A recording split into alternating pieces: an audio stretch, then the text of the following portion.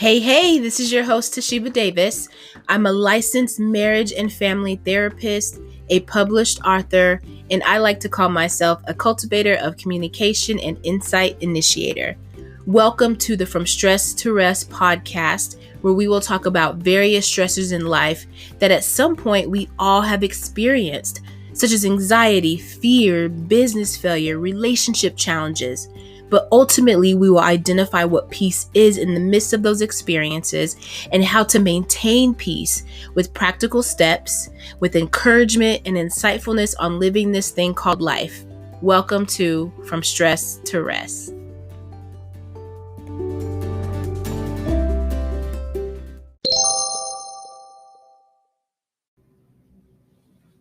Hey, friends. I want to thank you for coming back to episode 10 of From Stress to Rest. Thank you.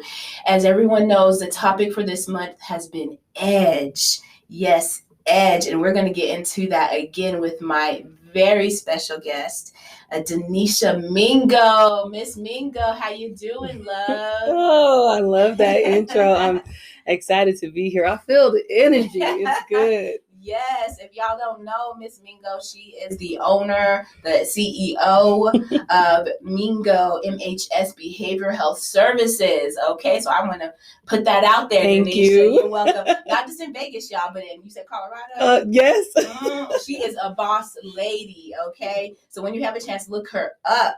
Okay, so I wanted to let everybody know how wonderful you are, how blessed you are. Thank you. An amazing woman of God, and she is willing to talk about edge today, Denisha. And as I was talking to you briefly, and just one of the things I mentioned in the previous episode when I gave my testimony about edge, and of course I was saying we have dual parts of edge. Yes. The edge of literally falling over. I'm out, Lord. I don't want to do this anymore. I want to quit, put up the deuces, running away, hiding, cowering, whatever that may be. And so obviously there's the other edge. Some people are on the edge of that promotion, on the edge of that new relationship, whatever the case may be. But on that side, how has God either kept you, maintained you? Because God will humble us. Yes, He will. Okay, God will humble us in a second. If y'all haven't experienced that, stay humble yourself. Okay. Amen. Amen and amen. So this is your floor, just to talk about either side of those. What the lesson I can't was talk about for both. You know what? Hey, amen. Yeah, you can. And hey, if that's where you feel led to do, go ahead. Well, it's pretty ironic that you asked me to talk about this because I'm naturally a transparent person, and you know that because you know me. But I don't really talk about myself as much working in mental health. I'm always, talking about the cause and other people. And I'm perfectly okay with that. But I don't talk about myself as much. And so when I am sharing things, especially openly, I realize it's a little bit more uncomfortable than I think I am with it. Like when I'm sitting all alone or I'm one-on-one, I'm like, and then it's like, and even now thinking about the topic and the time that I felt, a recent time rather, that I felt on the edge, on the negative side, on the brink of giving up. Even now thinking back to it is still overwhelming. And for two reasons: to think that I was that low, and that's why I want to talk about both sides, but to be so grateful of how God has brought me out and I've overcome. And so when I think of like where I am now, and not in a perfect place, but in just a much, much better place, I'm like, wow, Lord, you are so good. And one thing I've been sharing with people is, if you're going through something, hold on to this, right? So you know what this feels like, because God is going to bring you out. And so He's going to bring you out. And when we go through it again, right, you can remember, I felt this before, and let that be encouraging to you. And likewise, if you ain't going through something right now and you on this good, you're in a great space, then still hold on to this, because this part will come again when the trials come. And so the most recent time that I felt extremely on the edge was in 2019, kind of coming out of 2018, going through 2019. And I had just, everything was happening outside of my control. And being a person that I am, I realized how controlling I am, or I had been. I'm learning that I'm not. Girl. I'm not the one, right? I'm not the driver, right? I'm the co-pilot, but I'm not the pilot, and that's one thing God has been teaching me. But business was struggling, relationships struggling. There's just so many things, and I felt that I had prepared. I thought I had prepared for it. And so to get into that place, I was literally depressed. And I didn't feel the typical depression that we think. I was functioning. I didn't quite feel sad, but I knew I was definitely just numb and stressed. And a girl couldn't wait until 5, 6 o'clock hit so I could just go home and get in the bed. And even working in this field, and that's why it's so important you keep people around you.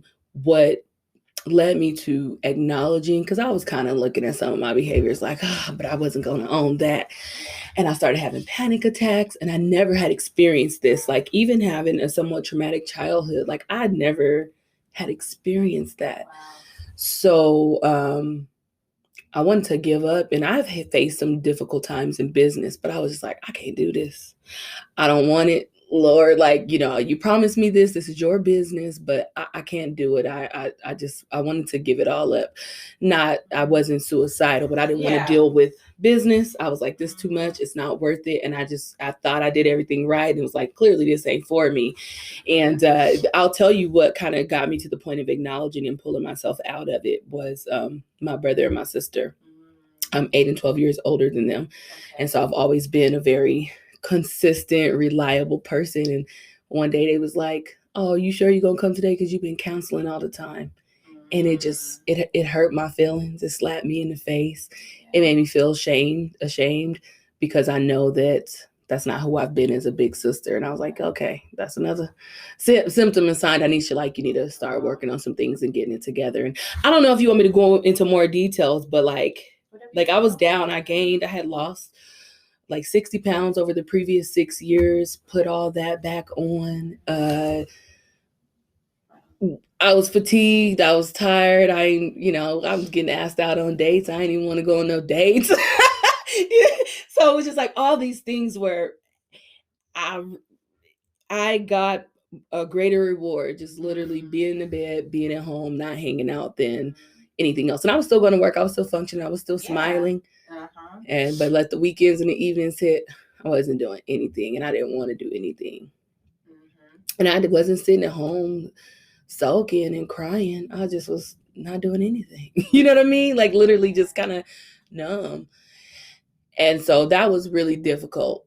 And I think even to admit that I was depressed, because, I'm a very vibrant, positive person. And it was like, how can you be in this state of mind? It's one thing to have a moment, but for you to be in this state consistently, it was really difficult. And actually nobody knew. Even a few of my friends was like, when I talked about it after, they were like, I'm so sorry, I didn't know. And I was like, don't be sorry.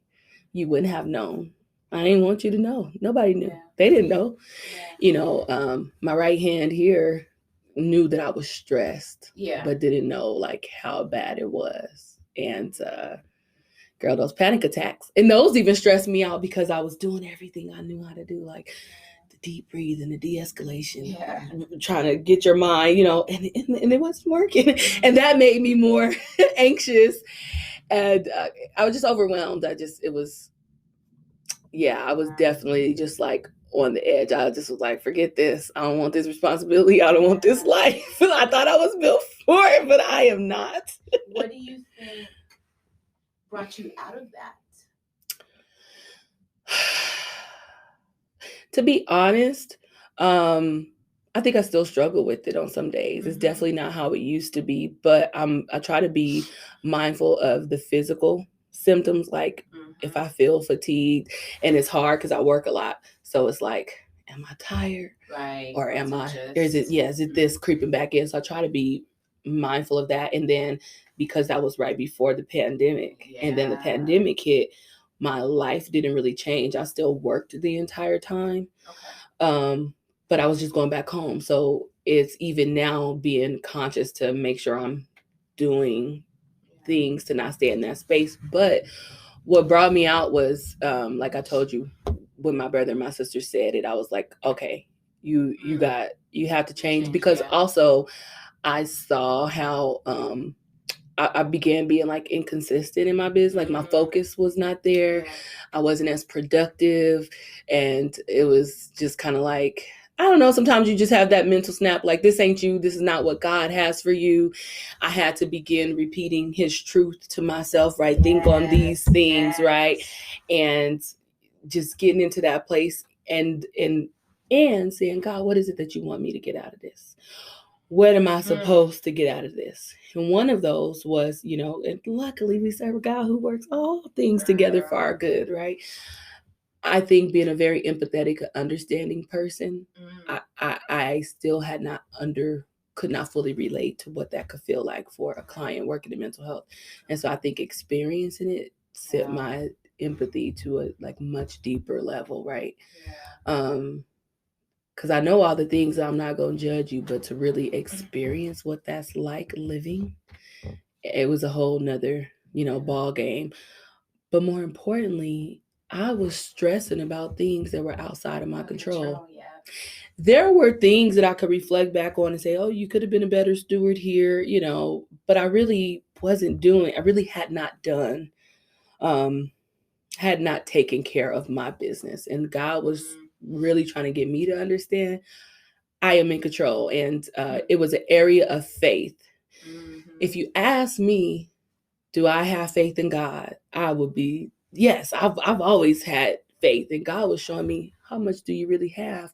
Because you're still only trusting me to the extent of what you know, of what you can control, of what your skills are, right? Or what you can see. And it was like, will you trust me through this too? Ooh. And we went through some months of fighting. I'm like, Lord, I do trust. He's like, okay, so then why are you stressed? Why are you worried? You can't even control these things. It was literally things that I had nothing to do with, but I wanted to. So always getting on your knees or on your bed in your car, right? Praying and asking him, like, okay, what is it? And that's what, and that's still been a steady process. And when things happen, I see the growth, but I have to still consciously check in and be like, and so I'm in a place now, thankfully, this is the other side of the edge, where, and I've never been in this space, where I'm literally like going with the flow. Because that's how much I trust God. I have my intentions. I know he knows my desires, but I ain't trying to control nothing no more. I used to be a very driven and goal-oriented person. And I'm like, this is the space he need me in. And it doesn't mean that I'm not going fast and hard when he says yes to this, but it's also, when I don't know, or when he's not saying, just being like literally being patient. Like, I think fruits of the spirit that I definitely needed. Patience was one of them. All of us. Right. And so is that, and also he was teaching me, like, along with this, going with the flow and allowing him to truly be the author and director of my life, like, not trying to hold, because that's what it was. I was trying to hold on to things. And I think it's easy when, well, as your discernment and wisdom gets stronger, it's easier to avoid what's not for you. But what about what is for you, but it's just for you for a season? The letting go for me is difficult, because I'm like, that's loyal, real. I'm all in. And so I knew when God was saying, okay, that served what it needed, let it go. And I was like, this supposed to still work. I have my mindset on this. And be in that place that I'm not tied to anything except his word. And so that was just another area, because these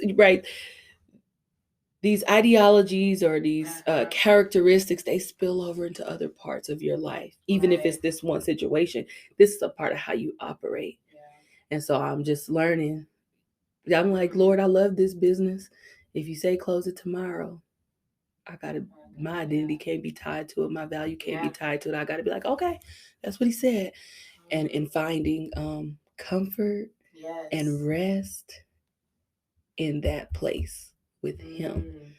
And so that's what part of what, some of the lessons he was teaching me. So it was kind of like I had to come out. He gave me he came in and saved me, but I have people, I have friends, and I also had a mind to be like, okay, you recognize this, start pulling out of it. And I'll tell you, I can be a little bit prideful.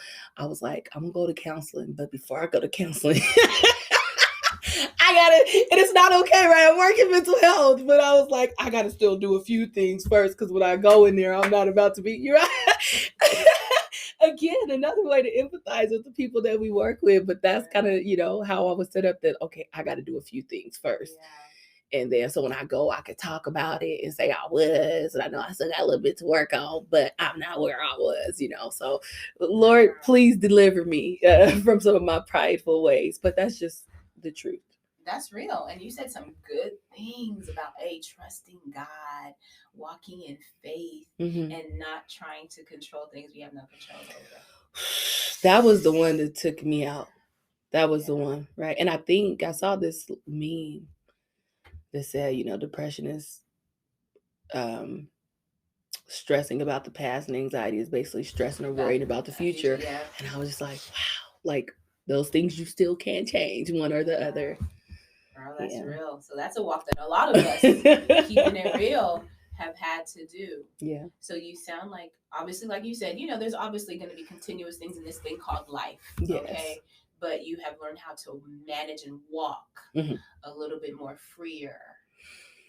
Yeah. And being present and really hearing him, even, I'm starting my PhD next fall. Girl, I didn't have any. I was like, Lord, not right now, not after. And thankfully, 2020 was a good year. Yeah. And in spite of, and I was like, oh, amazing how God had me go through what I went through so that I was in position for last year to support all the different communities that we did for mental health. But I have my mind set up that, I'm good. I got this business. I don't need no more schooling for this, that, and the other. Yeah.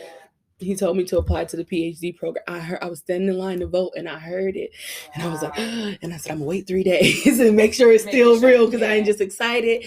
And I went, I applied, I got in. Wow. That same voice told me to go to Costa Rica in December. And again, I had my mind set up all year that I'm going to go on these trips, and none of those trips happened. I was so determined. And once I was like, okay, probably ain't going on no international trip in 2020. He woke me up Saturday morning, the week before Christmas. I had it booked that Monday and left that following Saturday with the week after Christmas. Went by myself for 7 days. And ironically, some other things had come up in my life during that time that I was like, oh, okay, well, I'm gonna pray about these things when I'm in Costa Rica. And I didn't spend as much time praying in the way that I thought that I would, right? And I remember even being like on day 3 and 4, like, Lord, I ain't heard him, but I wasn't really praying, right? I was spending time with God, I was reading, but I wasn't focusing. But what I did do was get still. And I never had experienced that. Yeah. Like truly being still, not thinking about nothing, not like nothing. Like girl, I said for one day for 3 hours. And for my mind to get into that place. And what it allowed was for him to come in and give me my answers. And it was funny because it was very subtle. It was that still small voice. That I was even like, Lord, is that you? Because in the past, he had to beat me upside the head and let me know it was him, right? But because I got into that place of stillness, he was able to speak more, but I recognized the voice. And so that's been my prayer. Like, let me continue to hear you. Like, and even over, I think I did good for about January, February, March got a little busy. I'm like, Lord, I, can't hear you, and he was reminding me and he needed me to experience that place. So I know how to tap back into it, especially in my regular life. So I don't have to go on a trip or whatever to meet him and commune with him in that way. And so that's really where I've just been trying to be like, if you say it, I'm doing it. There's no, even, I was talking to this other business owner and she was like, you don't need to go back to get a PhD.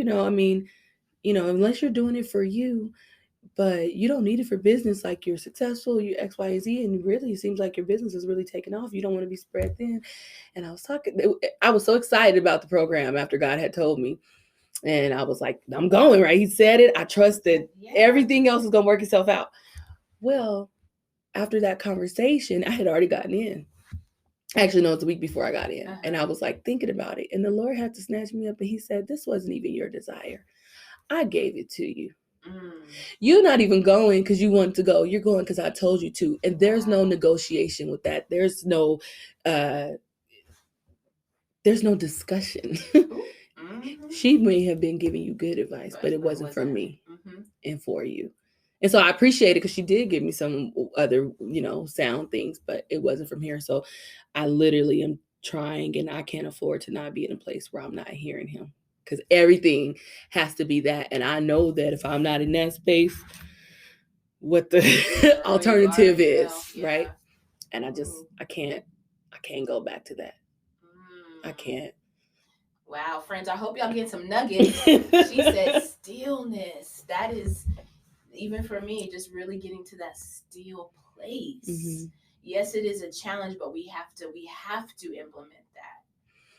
It really is. It is. But when I tell you, and then that has allowed me to stay in this flow, in that place of peace. Yeah. And I think that, when we think of, praying with God, even for those of us who know it's not always asking Him, but we still think of worship. We still think of, if at least I'm going to be honoring you. But sometimes, like, literally, just get still, just nothing.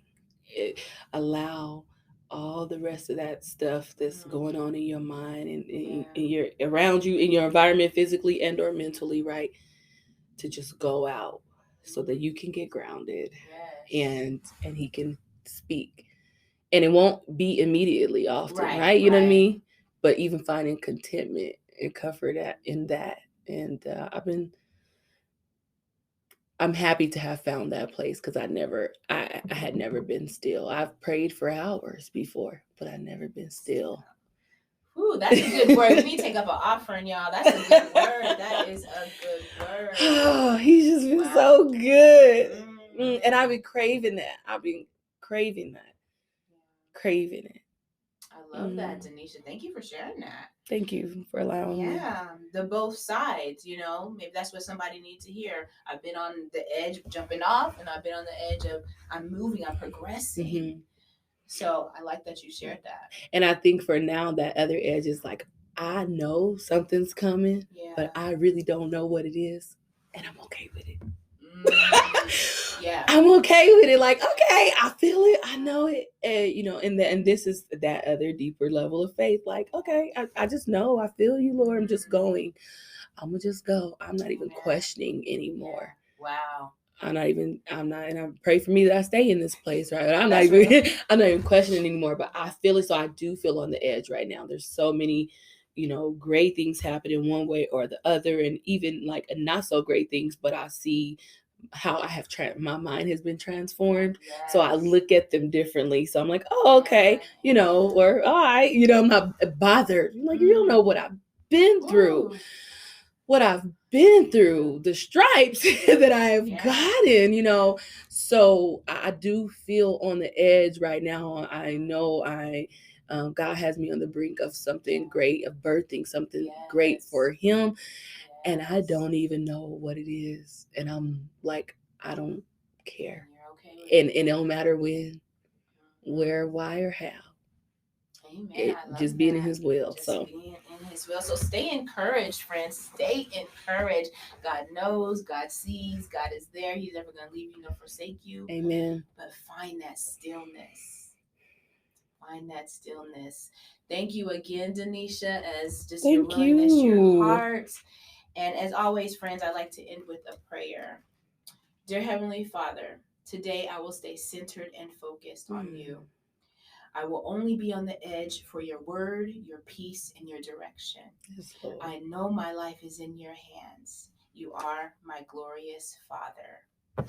Thank you, friends. Stay tuned for next month's topic, fear.